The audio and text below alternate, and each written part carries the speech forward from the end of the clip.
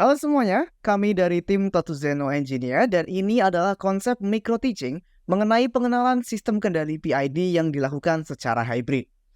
Kami akan memperkenalkan metode pengajaran kepada mahasiswa teknik yang efektif dan menarik menggunakan beberapa inovasi digital. Assalamualaikum warahmatullahi wabarakatuh. Selamat siang semuanya, apa kabar?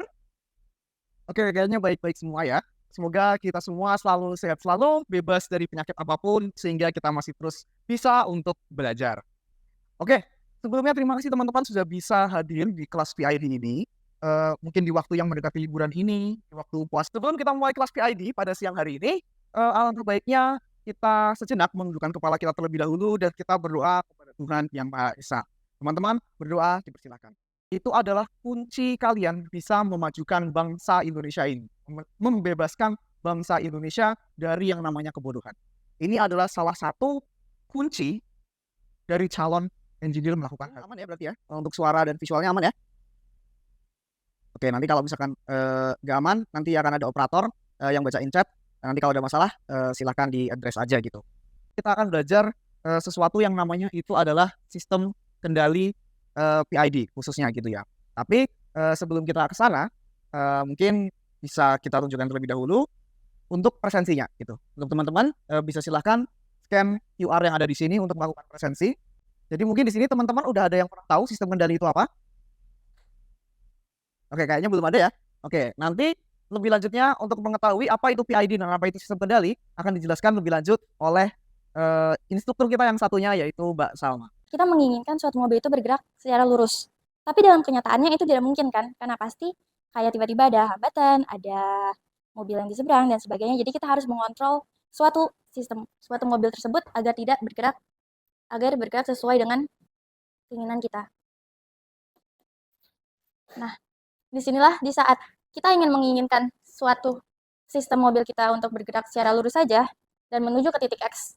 Namun, tiba-tiba ada suatu gangguan atau disturbansi, atau kita menginginkan suatu mobil tersebut untuk bergerak ke suatu arah yang berlainan. Seperti yang ditunjukkan sebagai gambar tersebut. Itu ada input, output, dan itu adalah open loop. Apa yang dimaksud dengan sebuah open loop gitu ya? Di sini ini adalah study case-nya adalah ketika ada sebuah mobil dan dia ingin melakukan akselerasi gitu ya. Nah, di sini bisa di skip lanjut aja, nggak apa, di 5 detik. Nah, di sini ini terdapat proof of mass, ada hinge, proof of mass, dan accelerometer. Yang dimana kalau ketika mobil ini maju berakselerasi, proof of mass-nya itu akan ke belakang. Sehingga di sini akan terjadi sebuah voltase di sini. Nah, ini kita pause dulu terlebih dahulu di sini. Nah, ini adalah tampilan dari closed loop. Perbedaannya apa? Kalau tadi di sini cuma ada hinge dan di sini ada proof of mass dan di sini ada accelerometernya. Kalau tadi kan cuma sini doang nih, cuma daerah sini doang. Itu tadi open loop. Tapi ketika kita tambahkan di sini sebuah demodulator dan sebuah compensation di sini, dan kita kembalikan ke kalau di sini adalah sebuah magnetic forcer, gitu, ini akan menjadi sebuah closed loop. Nah, ini kan tadi kan kita udah belajar tentang yang ada di inputnya. Nah, sekarang kita akan langsung lanjut ke inti dari sistem kendali PID itu sendiri, yaitu ada di bagian controllernya. Ini adalah hal utama yang akan kita pelajari. Bagian controller. Dari sekian banyak sistem kendali itu kan nggak cuma satu ya, nggak cuma PID.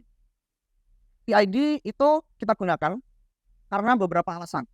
Coba, mungkin teman-teman ada yang tahu nggak alasan kenapa kita pakai PID? Atau mungkin sebelum itu PID itu apa? Nah, gitu. Mungkin ada yang tahu nggak PID itu apa? Mungkin mas-mas yang baju biru mau coba jawab PID itu apa? Nggak, belum tahu. Atau mungkin mas-mas yang baju kotak-kotak itu ada gambaran nggak PID itu apa?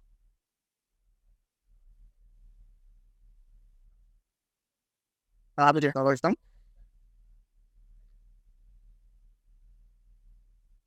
Oke, just jawabannya sangat bagus. Berikan tepuk tangan untuk Mas siapa? Mas siapa? Mas Asdi ya. Berikan tepuk tangan untuk Mas Asdi ya. Oke, jadi apa yang sudah dikatakan oleh Mas Asdi itu benar. Jadi PID itu adalah salah satu jenis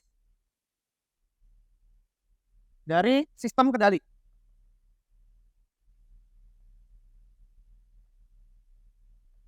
Gitu. PID adalah salah satu jenis sistem kendali yang mana tadi Mas Fadli juga mengatakan kalau ini terdiri dari 3 controller. Ada kata kunci lagi, 3 controller.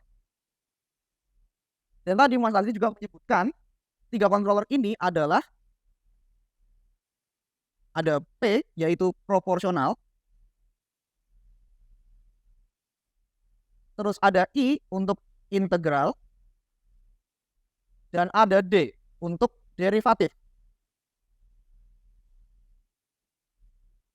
Nah, terus controller ini itu nantinya untuk apa? Apa sih yang diproporsionalkan, apa sih yang diintegralkan, apa sih yang diderivatifkan? Ingat, PID ini adalah sistem kendali yang digunakan untuk sebuah sistem closed loop. Yang berarti dia nanti akan mendapatkan sebuah feedback ini ya. Dia akan mendapatkan sebuah feedback.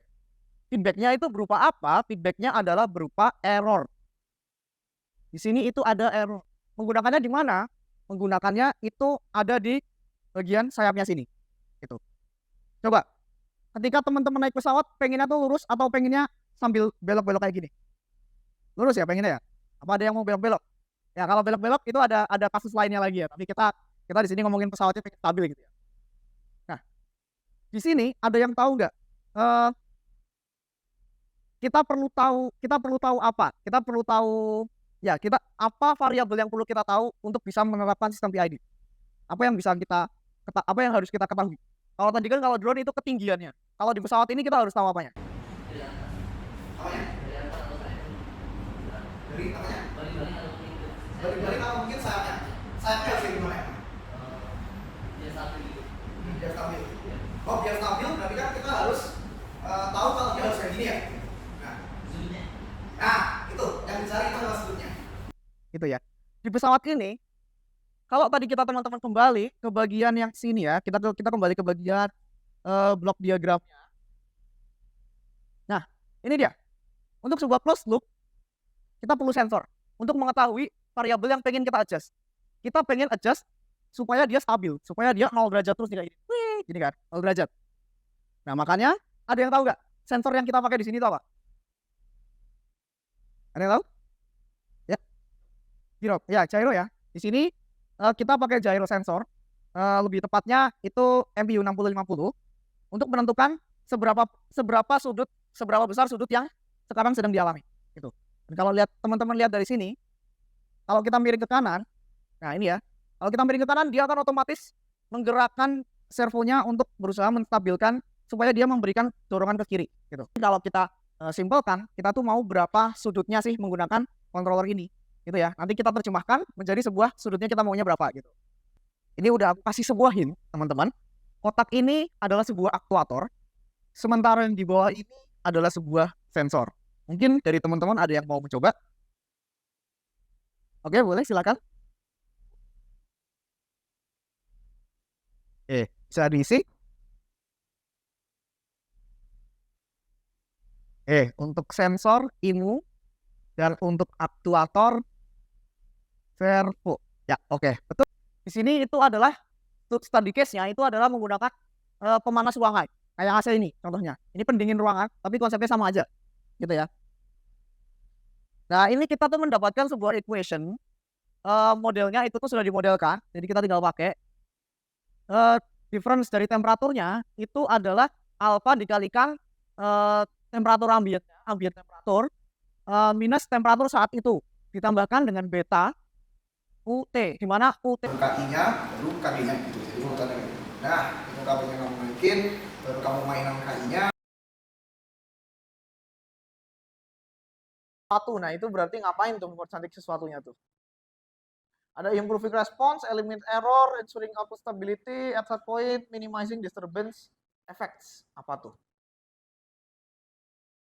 Oke, kita lihat leaderboard. Posisi pertama ada Mas Moh Rizky Arif. Terima kasih banyak teman-teman untuk kelas hari ini. Effort teman-teman yang udah teman-teman lakuin itu menurut aku udah cukup bagus. Teman-teman udah mau mendengarkan, sudah mau ikut aktif berpartisipasi dan juga udah ikut coba-coba. Karena hal yang paling penting dari engineering itu adalah coba-coba. Kemudian tadi untuk catatan sudah saya share.